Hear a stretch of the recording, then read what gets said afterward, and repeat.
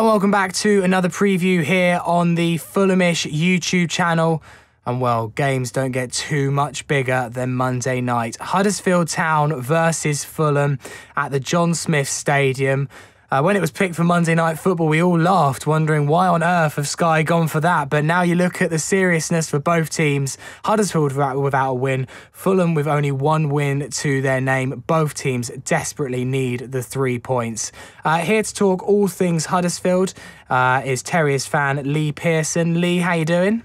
I'm good, thank you. Good stuff. Well, Lee, I can't overestimate the importance of this game. I'm sure it's one that Huddersfield fans have marked as an absolute have to win it if either of us have got a chance of staying in the Premier League. Well, talking to most of the fans, I think if we lose on Monday night, I think we're resigned to basically Championship football next season, because it's Fulham not got the best defence. If we can't score against a defence like that, then we pretty much are resigned to going down. It's one of those 6 pointers already, even though we're only 10 games into a season. It's a crucial game for both sides, I believe. Your inability to score goals has been well documented. From the Huddersfield that I've watched, though, in recent weeks, okay, some of the defensive performance against Watford wasn't that great, but it's the sign of a team that's quite close to clicking. And David Wagner has said this on a couple of occasions now. I don't feel like Huddersfield are a million miles away from finding some goals. Whilst, yes, there's been a lack of potency, a little bit has been down to luck as well. Yeah, I totally agree with the luck. In games, we seem to either get a keeper who's been on top form, so they'll make a half-decent save. I know at Watford, Ben Foster had to make 3 decent saves to keep them in the game. We also hit the crossbar a couple of times. Liverpool, we should have got more points out of that game, I believe. I thought we played very well. It's just our confidence when we concede that first goal completely drains. Like, whenever you watch us, the first 10 minutes, we're like a steam train. If we don't score in the first 10 minutes, then for some reason our belief sort of goes. And then, well, when you defend like we did against Watford, it was like watching schoolboys trying to run around a football pitch, letting Pereira walk through like that. That goal looked so amazing at the time, and then actually when you watched it back on the replay, you're thinking, how on earth has he scored that? Oh, yeah. When I was there, because I was there on Saturday, it was just horrible to watch. It was just like I put my head in my hands. It was just like he's not done anything special there. He's strolled through a defence basically just by knocking a ball in front of him and just running alongside it. It was just horrible. But that's where your attack will have a chance against us, because as soon as you run at us, if you've got a bit of pace, we're scared. Yeah, so let's talk about the Huddersfield defence. It was so important for you last season. Why is it not quite so watertight this time around? Well, it wasn't really watertight last season. It was just we managed to pick up goals early on in games, and then we had something to fight for. Where this season we've not picked up the early goal, and I just think there's a little bit of weakness once we don't have that. So the confidence in the team, we go a bit more defensive rather than believing in our actual capabilities of scoring goals. And I think because we come under so much constant pressure, as you know, with any defence, as soon as you pressurise them for more than 10 minutes, there's going to be a crack, and teams are taking advantage of that this season. All strikers in the Premier League have the quality to basically run through a defence if it's not working fully, basically. Talk us through some of your key players. Of course, someone like Aaron Moy is generally the player that's kind of banded around when people are talking about talented Huddersfield players. Billing in the middle of the park's been quite effective for you this season. What are the standout players that Fulham fans should keep an eye out for? Well, Billing, he has a long throw that I think we're trying to utilise quite a lot this season.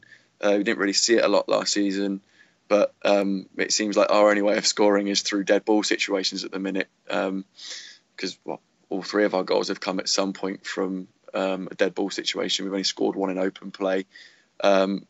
Moy, he's been a bit of disappointment this season. I think the World Cup has sort of, means he's a bit tired. All the travelling he has to do with games and all that. He just seems a little bit not himself. If you can take Pritchard out the game, because we'll be playing 4-2-3-1. If you take him out the game, we lose that link between defence and attack. He's normally the one that makes things tick, especially last season. He's like the bright spark in our team. There's not too many players, I would say, this season that you have to worry about when we go forward.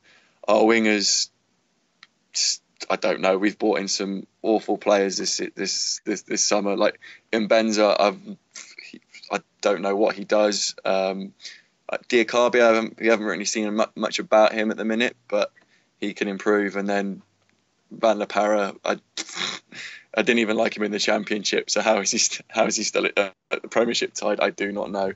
I didn't think it would be possible to find a fan of a Premier League team more gloomy than Fulham at the moment, but looks like I've managed to stumble upon one. Speaking of Fulham, what have you made of them the times that you've seen them this season? Obviously, it's not been going great for us. We're conceding an average of 3 goals a game at the moment, so surely you must be quietly confident as a Huddersfield fan that you will get some goals on Monday. Yeah, if we find our shooting boots, definitely. I think you're a little bit gun ho with your attack. Like, you're very attack heavy. I think you leave your defence sort of very much disjointed. So there's not too much of a bridge of a gap between you. There's no sort of central player who just sits. I think you all go to get as many goals as possible, which in the Championship works, because teams will buckle under that pressure, where in the Premier League teams are a bit more canny and a little bit more there. If we score first, it's very much a game of whoever scores first, I believe, wins the game.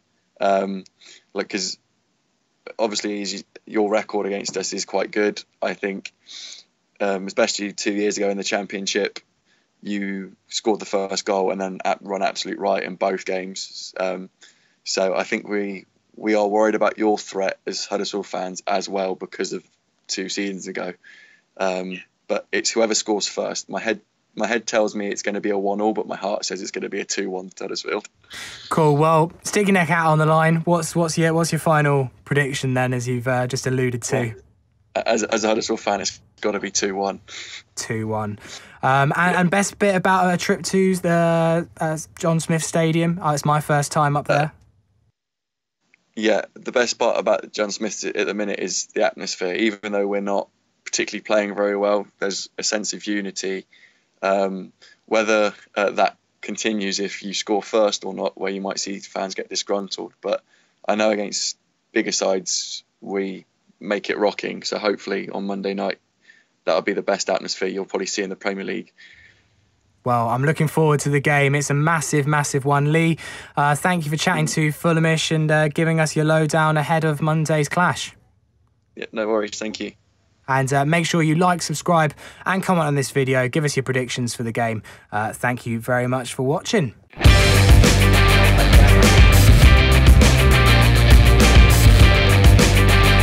Come on, Fulham.